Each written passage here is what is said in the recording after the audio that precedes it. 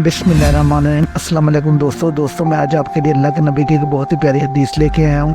Video complete देखना ताकि बात अच्छी तरह समझ में आ सके। बिस्मिल्लाहिर्रहमानिर्रहीम। रसूलुल्लाह सल्लल्लाहु अलैहि वसल्लम ने फरमाया, अल्लाह ताला इन औरतों पर रहम फरमाता है जो औरतें अपने शोहरों को देखकर मुस्कुराए। इसी तरह अल्लाह ताला रहम फरमाता है उस शख्स पर जो अपनी बीवी को देखकर मुस्कुराता है। बीवी की तरफ देखकर मुस्कुराना रसूलुल्लाह सल्लल्लाहु अलैहि वसल्लम की सुन्नत मुबारक है। ये सब सामान ज़ौजैन के दरमियान मोहब्बत बढ़ाने का है और ज़नाकारी हरामकारी से बचने का है।